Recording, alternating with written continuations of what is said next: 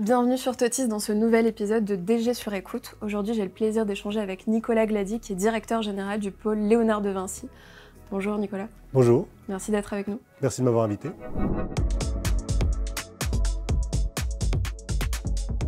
Alors Nicolas Glady, vous avez débuté votre carrière dans la banque et le conseil avant de vous diriger vers le secteur académique. Est-ce que vous pouvez nous parler un petit peu de votre parcours ? Alors mon parcours, en fait, il est assez fort à l'image du pôle Léonard de Vinci, puisque j'ai commencé des études d'ingénieur. J'ai fait l'école polytechnique de Bruxelles, et puis j'ai fait une école de commerce, la Solvay Business School, toujours avec une orientation très numérique et transformation digitale, et puis un doctorat à la KU Leuven, qui est donc en Flandre, aussi en Belgique, avant de travailler effectivement dans différents secteurs, comme vous l'avez dit, et puis d'arriver en France pour travailler d'abord à l'ESSEC, puisque j'étais professeur, j'étais en charge de tout ce qui était big data, transformation digitale, etc. Et puis, à l'époque, le DG de l'ESSEC m'a proposé de rentrer dans le COMEX de l'ESSEC parce que j'étais en charge des chaires, des centres interdisciplinaires, tout ce qui était lié au numérique et à la transformation digitale. Et donc, il m'a dit, aide-nous à transformer l'enseignement supérieur grâce à la transformation digitale. Et donc, une chose en entraînant une autre. Au bout de quelques années, j'ai fini directeur général adjoint à l'ESSEC. Et puis, après 10 ans de bons et loyaux services à l'ESSEC, je me suis dit que j'allais revenir à mes premières amours, les écoles d'ingénieurs. Et donc, j'ai dirigé pendant à peu près 5 ans Télécom Paris, qui est une école d'ingénieurs française spécialisée sur le numérique. Et en parallèle, j'ai toujours été actif dans les associations qui étaient liées à l'éducation et à l'enseignement supérieur et à la recherche. Aujourd'hui, je suis vice-président de la commission formation et carrière de la conférence des grandes écoles et président de Talents du numérique. Donc on le voit bien, en fait, j'ai toujours essayé d'articuler des compétences scientifiques, technologiques, créatives et humaines, école de commerce, école d'ingénieurs, tout ça autour du numérique et du digital. Et alors, dernier point qui fait aussi le parallèle avec le pôle Léonard de Vinci, en arrivant à Télécom Paris, je suis directement rentré dans un processus qui était similaire à celui des sociétés à mission. Et donc, on a défini en co-construction une raison d'être.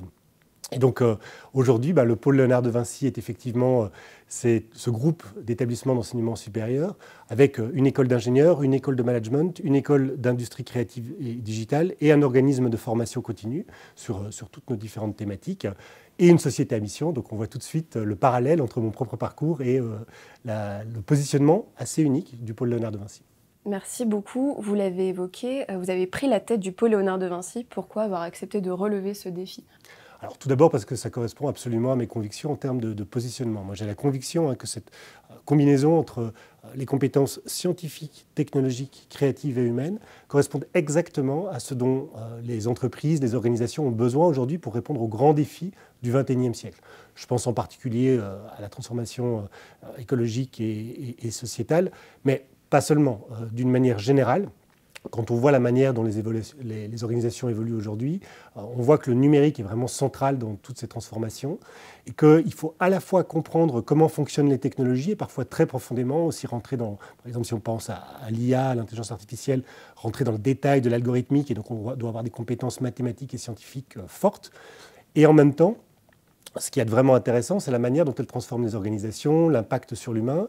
Et donc, il faut aussi avoir des compétences managériales, des compétences interpersonnelles, des soft skills. C'est très important. Et puis, face justement aux nouvelles technologies, on se rend compte que ce qui est de plus en plus important pour les nouveaux talents, c'est aussi cultiver leurs compétences de créativité. Parce que, pour aller rapidement, l'intelligence artificielle, quelque part, a un effet qui est de tout formaliser, de rendre des formes assez répétitives. Et donc l'importance de la créativité est plus importante que jamais dans ce contexte-là. Donc ça, c'est la première chose, c'est vraiment ce positionnement unique. Et en France, même dans beaucoup de pays, il n'y a que le pôle Léonard de Vinci en fait, qui propose ce positionnement très très singulier. Parce que oui, vous avez des universités qui sont très généralistes, mais la manière dont les universités sont organisées, ce sont très disciplinaires, puisque la recherche académique est structurée en disciplines. Et donc les enseignements dans les universités, c'est assez identique. Et puis alors les grandes écoles, qui sont interdisciplinaires par nature, les grandes écoles d'ingénieurs, on a de très bonnes grandes écoles d'ingénieurs en France, les écoles de commerce aussi, on a de très très bonnes écoles de commerce. Mais nous, ce qu'il y a, c'est qu'en fait, on a vraiment, dans notre structure, dans la manière dont on est organisé, cette transversalité entre nos écoles.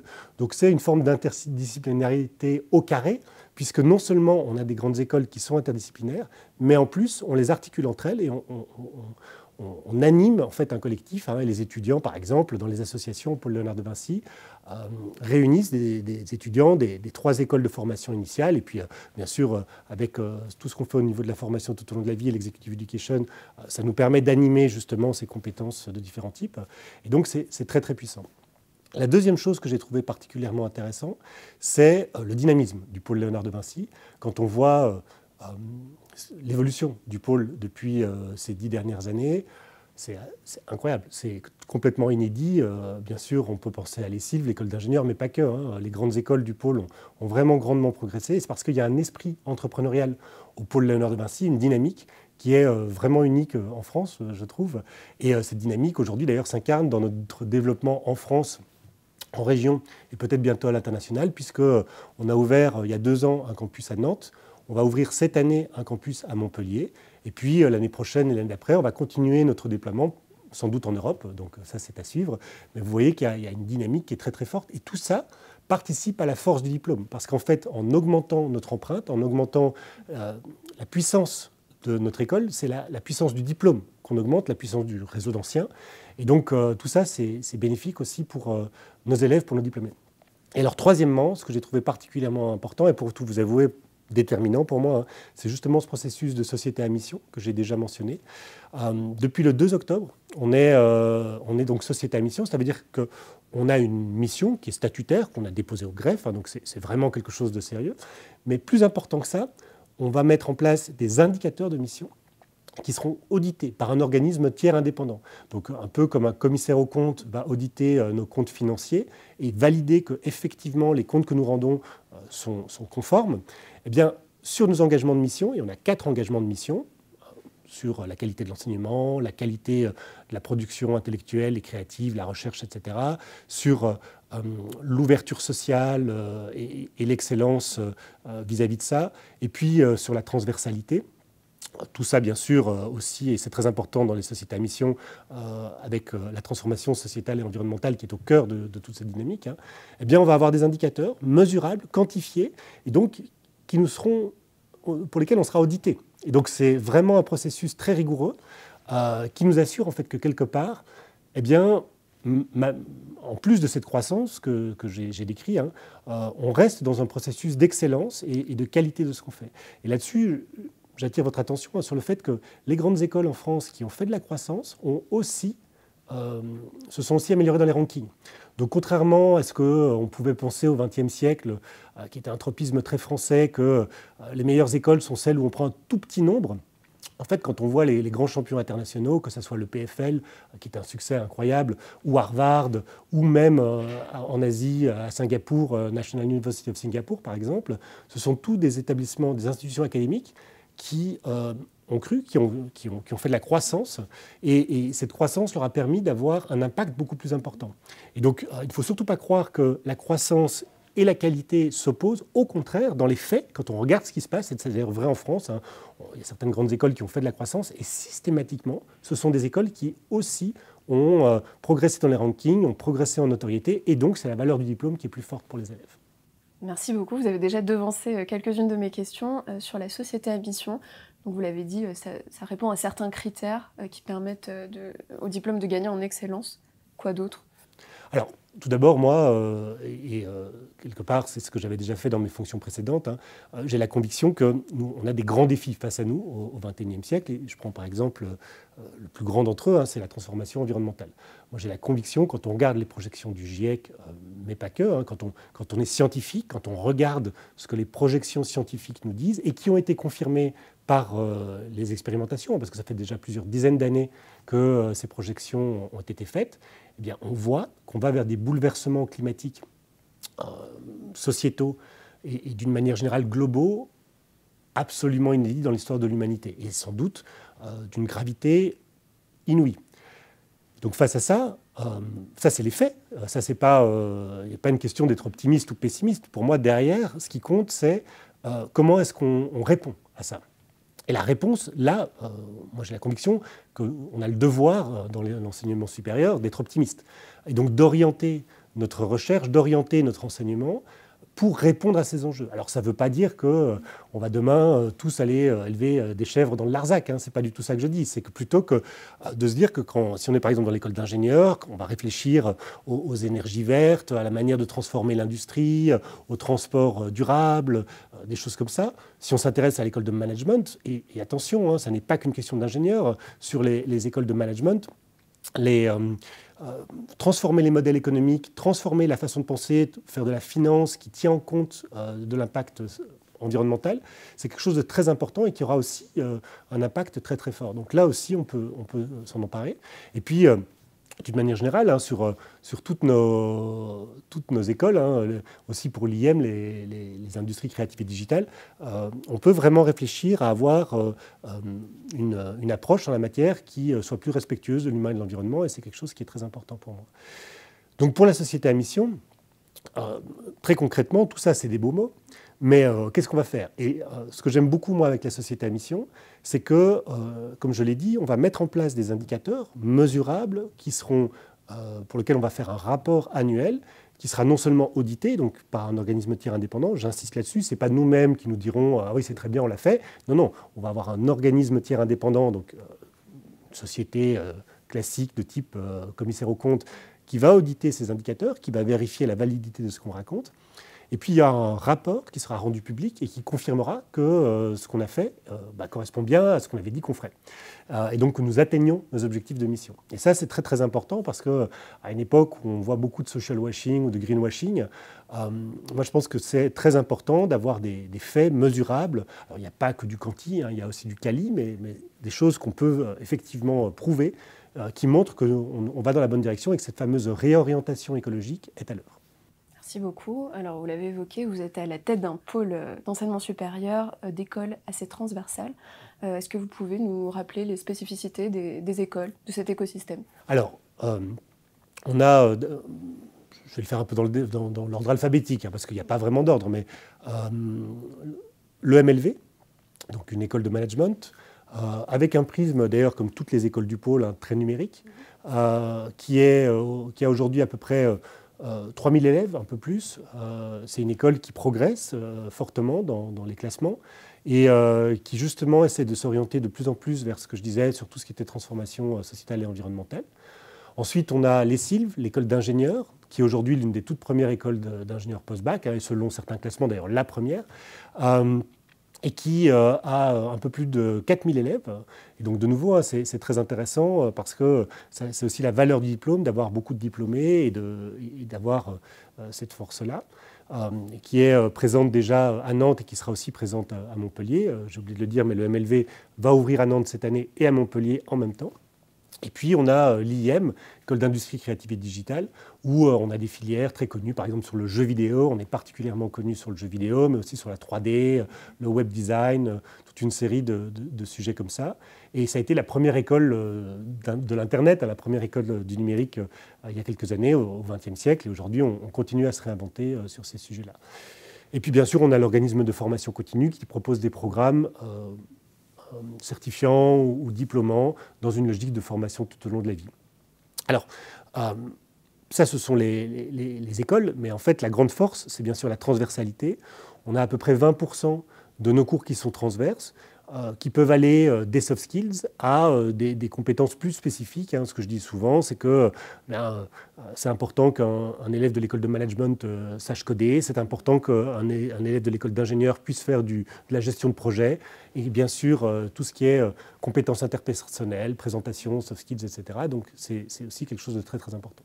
D'accord. Le pôle Léonard de Vinci appartient désormais à AD Éducation. Qu'est-ce que cela signifie concrètement? Alors, AD Éducation devient, avec cette opération, hein, l'un des plus grands groupes d'enseignement supérieur privé d'Europe. Et en fait, ça nous renforce. Cet adossement permet au pôle de désormais avoir accès aux 9 pays dans lesquels AD Éducation est présent. Et j'avais parlé de ce développement et qui est nécessaire de se tourner vers l'international, d'accroître la notoriété du pôle Léonard de Vinci en France et à l'international. Et grâce dorénavant à AD Éducation, eh bien, en fait, comme ils sont présents dans 9 pays et qu'ils ont des campus dans 9 pays européens, ça sera beaucoup plus facile pour nous de demain, par exemple, aller en Allemagne avec l'université des médias, de faire par exemple un partenariat entre les écoles d'ingénieurs avec l'école de design industriel, la plus vieille école de design automobile au monde en Italie, où ils ont par exemple une école de jeux vidéo en Espagne qui est très très forte, et on voit tout de suite ce qu'on pourrait faire avec l'IIM. Et même d'une manière générale, il y a des synergies qu'on pourrait faire, hein. Par exemple, on a un MBA Luxe qui marche très très bien avec notre école de commerce. Le groupe AD Éducation a une école de parfum, a une école de gémologie, et donc tout ça, en fait, ça va renforcer notre écosystème et notre capacité à nous développer beaucoup plus rapidement. Alors renforcer les partenariats en France comme à l'international. Est-ce que vous avez déjà des exemples? Vous en avez cité quelques-uns, mais qui sont déjà en marche. Alors, j'ai cité les exemples que nous sommes en train d'étudier. L'important, bien sûr, pour nous, c'est d'accroître la valeur du diplôme et de l'écosystème. Donc, on ne va pas faire de la croissance pour de la croissance. Donc, on est en train d'étudier quelles sont les meilleures opportunités pour cette croissance en ce moment. Et j'ai cité les exemples qu'on est en train d'étudier. Alors justement, vous évoquiez face à la presse récemment une évolution mesurée. Qu'est-ce que vous entendez par là? Moi, j'ai vu en fait une évolution assez forte dans notre secteur. Il y a 10 ans, tout le monde parlait d'implantation en Asie, en Chine, à Singapour, en Inde. On ne peut pas nier qu'en 2025, le contexte géopolitique a complètement changé. Le contexte géopolitique est beaucoup plus incertain, en particulier avec certains des pays que j'ai cités. Et donc, il serait déraisonnable d'avoir en 2025 les mêmes ambitions par rapport à un développement international que celles qu'on aurait pu avoir en 2015. Et l'idée est plutôt de se dire, c'est important pour nos élèves de continuer à avoir une empreinte internationale parce que l'international, ça fait quand même partie d'une carrière et c'est très très important. Mais peut-être qu'on peut avoir une carrière internationale un peu différente de celle qu'on aurait eue en 2015 et donc proposer des partenariats, des accords, des doubles diplômes, des échanges et même des implantations de nos campus plutôt en Europe, en Afrique du Nord, en Amérique du Sud, en Amérique du Nord et bien sûr aussi, pourquoi pas l'Inde et d'autres pays comme ça, mais donc en étant peut-être plus mesuré que ce qu'on aurait pu dire avant tout ce qui s'est passé avec le contexte géopolitique qu'on connaît aujourd'hui. Merci beaucoup. Peut-être un mot sur le campus, le nouveau campus de Montpellier. Alors, on étudie d'une manière générale notre développement dans les différentes régions françaises. Notre idée, c'est de trouver des endroits où on a des métropoles régionales qui offrent un écosystème très intéressant et surtout où le pôle pourrait être complémentaire par rapport à ce qui existe déjà. Et Montpellier, c'est très intéressant parce qu'il faut savoir que, par exemple, Montpellier a investi massivement sur le numérique et aussi sur le jeu vidéo. Donc, en fait, c'est déjà un positionnement qui est très propre au pôle. Et quand on regarde d'ailleurs le nombre d'alumni que l'IM, donc l'école d'industrie créative et digitale, avec cette filière jeux vidéo dont j'ai parlé, quand on regarde le nombre d'alumni de l'IM en France, bien sûr, si on retire Paris, Montpellier est la première ville en termes de nombre d'alumni pour l'IM en France. Donc ça montre bien qu'on a déjà des connexions assez fortes là-bas. Et puis on a étudié l'écosystème et on s'est dit qu'en fait, on pouvait vraiment apporter quelque chose qui n'existait pas encore, avec notre positionnement très fort sur le numérique, avec notre transversalité, qui pourrait répondre à des attentes de la région. Merci beaucoup. J'ai une question sur les titres RNCP. Avez-vous recours à la location de titres RNCP ? Alors oui, on loue des titres, mais toujours dans une logique de qualité. Donc nous, on est très très très vigilants par rapport à ça. C'est la logique France Compétences, d'être dans une location de titres, ou en tout cas que les titres peuvent être utilisés par des organismes tiers. C'est vraiment ça la logique que France Compétences veut mettre en place. Donc quelque part, on adhère à cette logique-là. Mais pour nous, ce qui est très important, c'est de s'assurer que ceux qui utilisent nos titres correspondent bien à nos standards de qualité. Et comme je le disais, pour nous, le développement va toujours avec la qualité. D'ailleurs, c'est structurel dans notre organisation. La personne en charge du développement chez nous est aussi en charge de la qualité, pour s'assurer qu'il n'y en a pas un qui avance sans l'autre. C'est très important. Et en particulier sur la qualité, pour moi, je dis toujours, le juge de paix en termes de qualité de formation, c'est le taux d'insertion. Et donc, on est très, très vigilant à s'assurer que les programmes qui loueraient nos titres, qui utiliseraient nos titres, arrivent à obtenir un taux d'insertion de leurs diplômés qui soit au niveau de nos standards. Donc, ça dépend comment on mesure, mais grosso modo, 95% des gens qui ont un emploi 6 mois après leur diplomation. Donc, c'est quelque chose sur lequel on est très, très vigilant. Très clair. Est-ce que vous avez pour objectif de faire viser toutes vos formations, tous vos diplômes par le ministère de l'Enseignement supérieur et de la Recherche? Alors c'est une excellente question qui se pose aujourd'hui, hein, et qui fait le lien avec quelque chose qui se passe aujourd'hui dans l'enseignement supérieur privé, qui est que par rapport à ce que je disais sur la qualité, tous les acteurs n'ont pas les mêmes scrupules que ceux que nous avons. Et donc moi je pense que c'est très important pour les familles, pour les parents, pour les élèves, pour nos diplômés, de montrer patte blanche et de s'assurer que nos formations sont de qualité. Et il y a plusieurs façons de le faire, hein. Il y a les classements, il y a le taux d'insertion, et puis il y a la labellisation par l'enseignement supérieur. Bon, après, il y a des choses qui existent déjà et qui sont très très fortes, hein. Pour l'école d'ingénieur, c'est la CTI. Pour l'école de management, pareil, il y a aussi une accréditation des écoles de management en France. Et donc, effectivement, on travaille à ce que l'IEM ait le visa du ministère de l'Enseignement supérieur et de la Recherche. C'est très très important pour montrer que ce qu'on fait, c'est de la qualité. Jusqu'à présent, ce n'était pas du tout obligatoire. D'ailleurs, c'est toujours pas obligatoire, mais nous, on veut le faire parce qu'on veut démontrer de cette qualité. Et donc, effectivement, tout ce qui montre de cette qualité, de cette reconnaissance nationale et internationale est importante pour nous. Il y a d'ailleurs les labels nationaux que j'ai mentionnés, mais il y a aussi des labels internationaux. Par exemple, pour l'école de commerce, hein, on travaille à avoir toutes les accréditations internationales qui existent de manière à montrer que nous sommes au top du top en matière de standards. Merci beaucoup. Êtes-vous favorable justement à un label pour réguler l'enseignement privé supérieur lucratif? Alors, je pense que c'est absolument nécessaire de réguler l'enseignement supérieur privé, et d'une manière générale, lucratif, non lucratif, parce qu'en fait, c'est une distinction qui est assez théorique, hein. En fait, il y a plusieurs établissements, je n'ai pas besoin de citer, mais qui sont soi-disant à but lucratif, mais qui ont une partie d'activité lucrative et qui se comportent exactement comme les acteurs lucratifs. Donc, la question, c'est à nouveau celle de la qualité. Et aujourd'hui, c'est vrai qu'il y a toute une série d'acteurs qui n'ont pas cette qualité, en particulier dans l'enseignement supérieur privé lucratif. Et quelque part, il faut très très très rapidement qu'on puisse séparer le bon grain de livret, aussi pour les parents et les élèves et pour les diplômés. Donc moi je souhaite qu'effectivement il y ait une façon de signaler le plus rapidement cette qualité. Alors, un label supplémentaire, pourquoi pas, mais s'il s'appuie sur les labels existants, par exemple. J'ai cité l'exemple de la CTI, qui est un label tout à fait excellent. On n'a pas besoin de faire une accréditation ou un processus de labellisation supplémentaire pour les écoles d'ingénieurs. On a déjà quelque chose qui existe. Même chose pour les écoles de commerce. Donc, si on avait quelque chose qui était pour tout le monde et qui tenait compte de ce qui existe déjà, je pense que ce serait très très bien. Et moi, je souhaite que très rapidement, on puisse...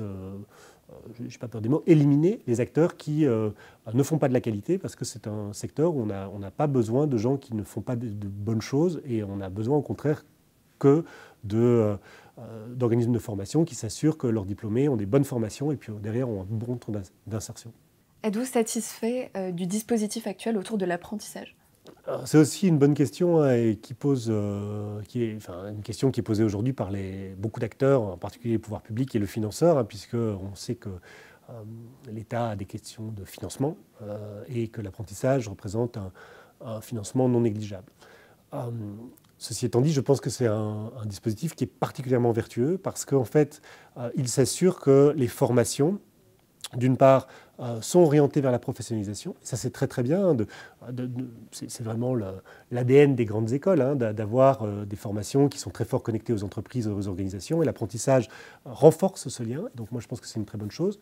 En plus, l'apprentissage permet aussi à des gens qui n'ont pas nécessairement les moyens de se payer ces formations, que ce soit école d'ingénieur, école de commerce ou autre. Je pense que c'est très important que les formations d'excellence ne soient pas ouvertes en pratique qu'à des gens qui ont beaucoup d'argent. Et donc l'apprentissage permet justement à tout le monde d'accéder à ces formations. Et il ne faudrait pas aller vers une logique où on se dirait oui, mais en fait, il faut que l'apprentissage ne soit que pour la formation professionnelle, ou des titres RNCP qui sont de pas très haut niveau, parce qu'en fait, ça voudrait dire, en fait, on trouve que les gens qui n'ont pas d'argent devraient se contenter d'avoir des formations qui ne soient pas d'excellence. Au contraire, en France, dans une logique républicaine, il faut absolument que tout le monde puisse avoir accès aux formations d'excellence. Donc, oui, il y a un besoin de de ne pas être dispendieux de l'argent public, mais attention, ne pas jeter le bébé avec l'eau du bain et bien s'assurer que dans une logique républicaine, on continue à financer ce qui doit l'être. Donc pour moi, en fait, ça fait le lien avec votre question précédente. Si nous n'avions pas d'organismes, d'acteurs qui se comportaient mal, l'apprentissage serait une très bonne chose. Ce qu'il y a, c'est qu'aujourd'hui, il faut absolument s'assurer que tous les acteurs de l'enseignement supérieur soient au niveau, et d'ailleurs, pas seulement privés, hein. Je pense qu'il y a aussi certains organismes publics qui dépensent beaucoup d'argent public avec peu d'efficacité. Mais ce n'est pas la question. La question, ce n'est pas public ou privé. La question, c'est celui de la qualité et de s'assurer pour les familles, pour les élèves, pour nos diplômés, que derrière, ils se retrouvent avec un emploi de qualité qui correspond à leur formation. Alors concernant le pôle Léonard de Vinci, si les aides autour de l'apprentissage étaient amenées à être supprimées en 2026-2027, quel serait l'impact ? Alors, ça aura un impact non négligeable, mais nous, on n'est pas tellement sensible à ça. L'écrasante majorité de nos formations ne sont pas financées par l'apprentissage. Mais c'est un dispositif qu'on propose et qui permet à certains élèves qui n'ont pas nécessairement les moyens de se payer des formations de qualité. Donc, on survivra. Mais je trouverais ça dommage qu'on n'accompagne pas ceux et celles qui méritent d'avoir des bonnes formations dans des formations d'excellence. Merci beaucoup. Enfin, un dernier mot peut-être à ajouter sur les projets, les actualités du pôle Léonard de Vinci. Eh bien, si vous voulez trouver une école qui soit dynamique, qui s'assure que votre diplôme ait de la valeur et dans une logique justement qui combine des expertises scientifiques, technologiques, créatives et humaines, cette fameuse transversalité, je vous invite vraiment à regarder les écoles du pôle Léonard de Vinci parce que ce sont des écoles qui vous proposent des formations particulièrement pertinentes pour le XXIe siècle et qui vous assurent aussi une carrière tout à fait intéressante. Merci beaucoup Nicolas pour cet échange. Merci à tous d'avoir suivi cette conférence. À bientôt sur Todis.